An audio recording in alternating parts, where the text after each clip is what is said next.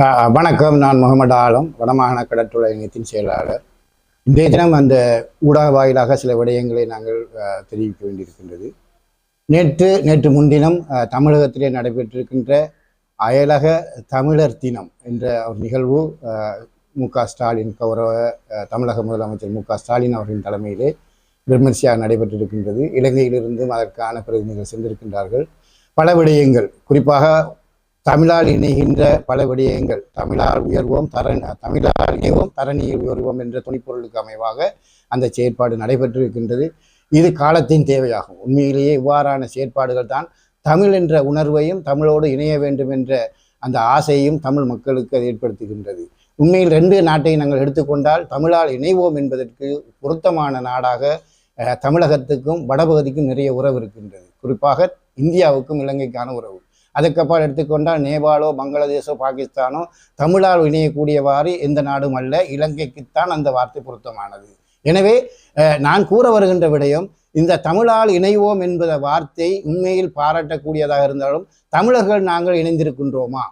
தமிழர்களுக்கும் தமிழ்நாட்டில் இருக்கின்ற தமிழர்களுக்கும் இலங்கை வடபகுதியில் இருக்கின்ற தமிழர்களுக்குமான உறவு தொப்புள் கூட ஒரு உறவு என்பதை நாங்கள் பலவாறாக ஏற்றுக்கொண்டிருந்தாலும் இந்த உறவு ரீதியாக இது ஒரு அரசியலுக்கும் மொழிக்குமானது அல்ல. அதையும் தாண்டி வாழ்வாதாரம், ஒன்றிணைவு, அவர்களின் குடும்ப நிகழ்வுகள் அனைத்துமே இதனூடாக பார்க்கப்பட வேண்டியது. இருந்த போதிலும் இங்கு நடைபெறுகின்ற விடயம், தமிழக மீனவர்களால் தமிழக வடபகுதியில் இருக்கின்ற தமிழர்கள் பாதிக்கப்படுகின்றார்கள். இந்த நிகழ்வு தொடர்ச்சியாக பல வருடங்கள் 3-4 வருடங்களாக நடைபெற்று வருவதாக குறிப்பிடப்பட்டிருந்தாலும் தொடர்ச்சியான இந்த பாதிப்பு தொடர்பாக எந்த விதமான பேச்சுக்களோ அவர்களுக்கான செயற்பாட்டு வாயிலாக அந்த உறவை கட்டியெழுப்பக்கூடிய எந்த செயற்பாட்டுமே இந்த நிகழ்வுகளில் நடைபெறுகின்றதா? இங்கிருக்கின்ற கலந்து கொள்ள செல்கின்ற மலைய, குறிப்பாக கௌரவ செந்தில் தொண்டமான் அவர்கள் மலையகம் சார்ந்து, இலங்கை சார்ந்து சென்றாலும் மலையகம் சார்ந்து செல்கின்றார். மலையகம் சார்ந்த விஷயங்களை அவர் முன்னிலைப்படுத்துகின்றார். வடக்கு சார்ந்த மீனவர்களோ வடக்கில் இருக்கின்ற மக்கள் தொடர்பாக பேசுவதற்கு அச்சப்படுகிறார் அல்லது அதை பேசாமல் தவிர்த்து வருகின்றார். எனவே இலங்கையிலிருந்து செல்கின்ற பிரதிநிதியை நாங்கள் இலங்கை பிரதிநிதியாக பார்க்கின்றோம். எனவே அவர் இங்கிருக்கின்ற விடயங்களை முன்னிலைப்படுத்த வேண்டும். இந்த விடயத்திலே தமிழகம் செய்கின்ற அயலக தமிழர் தினம் என்ற அந்த சொல்லை நாங்கள் வரவேற்றாலும் வடபகுதியில் இருக்கின்ற மீனவர்கள் நலனும் அதில் உள்வாங்கப்பட வேண்டும். இந்த நலனில் தமிழகத்தினால் இழைக்கப்படுகின்ற அநீதிக்கு பதில் சொல்லக்கூடிய பொறுப்பு இந்த தமிழக முதல்வருக்கு இருக்கின்றது. வெறுமனே தமிழக உறவை மற்றும் பயன்படுத்தி தமிழகத்துக்கும் தமிழ் மக்களுக்குமான மொழி உணர்வை ஊக்கப்படுத்துகின்ற அதே நேரம் இங்கு படுகின்ற மக்களின் துன்பங்களையும் அவர் உணர வேண்டும். கடந்த நவம்பர் மாதத்திலிருந்து நாங்கள் இன்று வரையும் பார்க்கும் இந்த டிட்வா புயல், அதற்கு ஏற்பட்ட அனர்த்தங்கள், கடலுக்கு செல்லாமல் வடபகுதி மீனவர்கள் வீட்டிலே முடங்கி இருக்கின்றார்கள். அவர்களுக்கான எந்த இழப்பீடும் யாருமே வழங்குவதாக இல்லை. ஒரு சில இழப்பீடுகள் வழங்கப்பட்டாலும் அதுவும் அவர்களுக்கு போதுமானதாக இல்லை. இருந்த போதிலும் மக்கள் அங்கு அரசாங்கத்தின் கருத்துக்களை மதிப்பளித்து ஓய்வில் இருக்கின்ற நேரம் தமிழக மீனவர்கள் எங்களது கடலை சூறையாடும் நோக்கில் வந்து இன்று வரை அது நடைபெறுகின்றது. வெறுமனே ஓரிரு படகுகள் கைது செய்யப்பட்டாலும் அவர்களின் வருகை இன்று வரை கட்டுப்படுத்த முடியாமல் இருக்கின்றது. இந்த கட்டுப்படுத்த முடியாததுக்கான முழு காரணமும் தமிழக முதல்வரே ஆகும். ஏனெனில் அவர்தான் இந்த தொழிலை ஊக்குவிக்கின்றார் என்று வடபகுதி வீரர்கள் 100% கூறி வருகின்றார்கள். நேற்றைய தினம் கூட எங்களது வடமாகாண இணையத்தின் பிரதிநிதி கூறியிருந்தால், இந்த முதல்வர் நினைத்திருந்தால் இந்த தொழிலை நிறுத்தி இருக்கலாம், அங்கிருக்கின்ற மீனவர்களை வடபகுதி கடலுக்கு செல்லாது என்ற அழுத்தத்தை அவர் கூறியிருக்கலாம். அதற்கப்பால் அந்த படகுகள் அனைத்தும் அவர்கள் சார்ந்த உறுப்பினர்களாக இருக்கின்றோம். குறிப்பாக பார்க்க போனால் திமுக அல்லது அதிமுக 2 சார்ந்த மக்கள் பிரதிநிதிகள், அதாவது அந்த மக்கள் சார்ந்த பிரதிநிதிகள் சொல்லும்போது அங்கே இருக்கிற எம்எல்ஏ என்று சொல்லக்கூடிய அந்த பதவி நிலை இருப்பவர்களின் படகுகள் தான் நிறையவே இருக்கின்றதாக நாங்கள் அறிகின்றோம். எனவே அவ்வாறானவர்கள் அங்கிருக்கின்ற மீனவர்களை ஏழை மீனவர்களை பயன்படுத்தி இந்த கடலுக்குள் ஊடுருவ செய்கின்றார்கள். அதற்கான வசதிகளையும் செய்து கொடுக்கின்றார்கள். மீன் படகு பிடிப்பட்டால் அதற்கான இழப்பீட்டை கொடுக்கின்றார்கள். எனவே இந்த கடல் தொழிலை ஊக்குவிக்கின்ற, இந்த தடை செய்யப்பட்ட மீன்பிடி முறையை ஊக்குவிக்கின்ற செயற்பாட்டிலே இந்த தமிழக முதல்வர் செயற்படுகிறாரோ என்று நாங்கள் அஞ்சுகின்றோம். எனவே அவர் நினைத்தால் இன்று கூட அந்த செயற்பாடு நிறுத்த முடியும். வெறுமனே தமிழக முதல்வர்கள் இந்திய பிரதமருக்கு கடிதம் எழுதுவதை நிறுத்திவிட்டு தமிழக மீனவர்களை இலங்கை கடல் எல்லைக்கு செல்லாமல் தவிர்ப்பது நிச்சயமாக வரவேற்க வேண்டியது. எதிர்காலத்தில் அவர் இந்த செயற்பாட்டில் இருக்க வேண்டும் என்று நான் கேட்டுக்கொள்கின்றேன். மேலுமாக நேற்று நாங்கள் கௌரவ கடற்தொழில் பிரதி அமைச்சர் அவர்களை தென்பகுதியில் இருக்கின்ற மீனவர் குறிப்பாக காலி, மாத்தரை, கம்பஹா, களுத்துறை போன்ற கல்பெட்டி உட்பட்ட தலைவர்களை நாங்கள் சென்று சந்தித்திருந்தோம். வடபகுதி சார்பாக நானும் அதில் ஒரு பிரதிநிதியாக சென்றிருந்தேன். அங்கு நிறைய விடயங்கள் பேசப்பட்டன. தடை செய்யப்பட்ட மீன்பிடி முறைகள் நிறுத்தப்பட வேண்டும், அது வாக்குறுதி அளித்த பிரகாரம் டிசம்பருக்குள் தான் நிறுத்தி தருவதாக அவர் படித்திருந்தார்.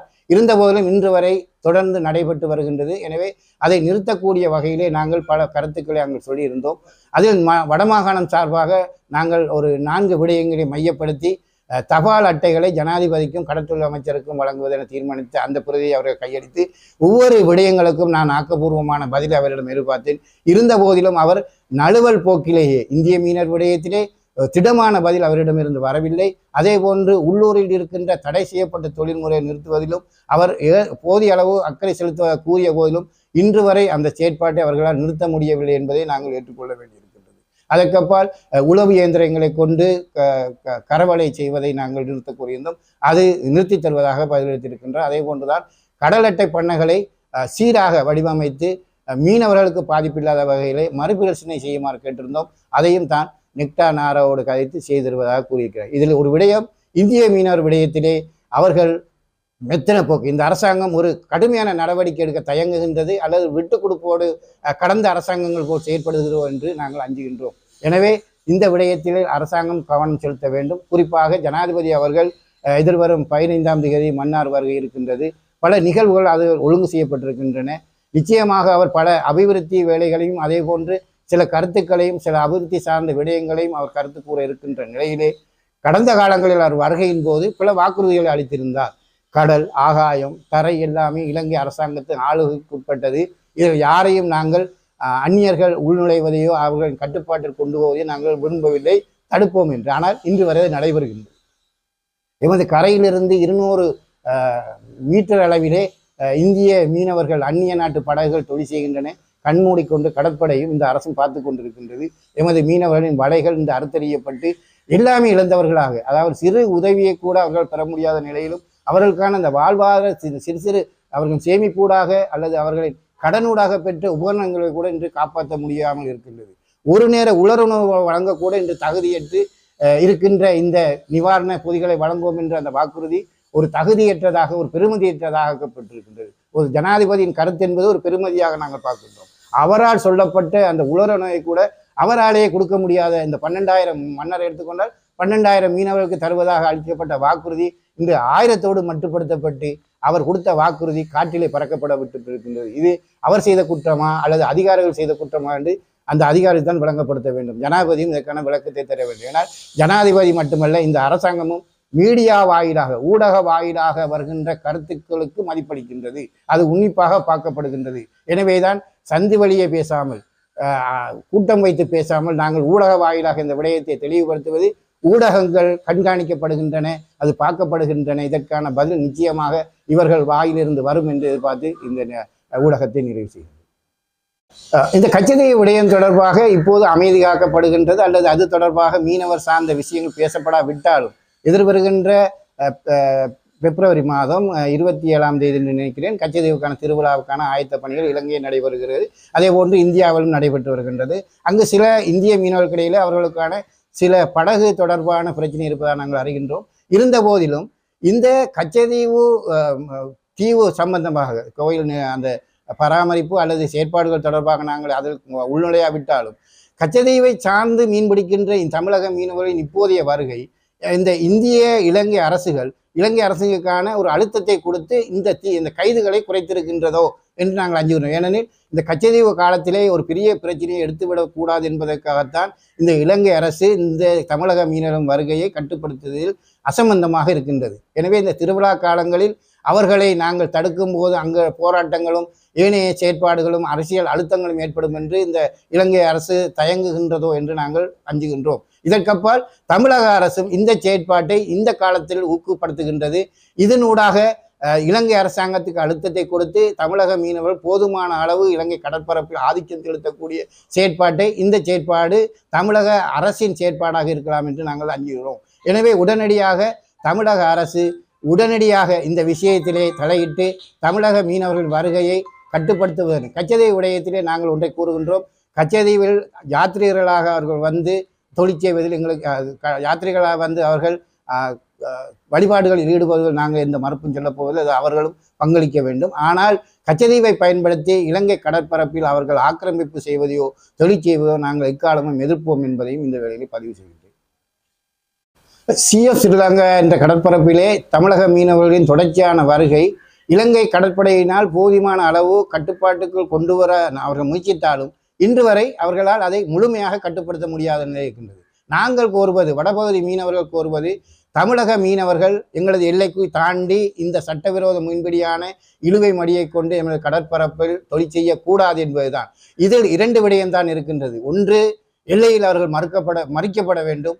எங்களது கடல் எல்லையை தாண்டுகின்ற அனைத்து படகுகளும் கைது செய்யப்பட்டு அதற்கான படகுகள் பறிமுதல் செய்யப்படுவதோடு மீனவர்களுக்கான தண்டனையும் வழங்கப்பட வேண்டும். அவ்வாறு இந்த அரசு செய்யுமாக இருந்தால்தான் நிச்சயமாக இந்த தொழில் முறையை நிறுத்த முடியும். இதில் பெரிய பொறுப்பு தமிழக அரசுக்கு இருக்கின்றது. அந்த தமிழக அரசு இலங்கை எல்லையை தாண்டாதிருப்பதை, தமிழக எல்லையிலிருந்து கடல் பகுதியில் இலங்கை எல்லையை தாண்டாதிருப்பதற்கான வழிவகைகளில் அவர்கள் மேற்கொள்ள வேண்டும் என்று நான் இதில் கேட்டுக்கொள்கிறேன். மேலதிக செய்திகளுக்காக எமது யூடியூப் தளத்தை சப்ஸ்கிரைப் செய்யுங்கள்.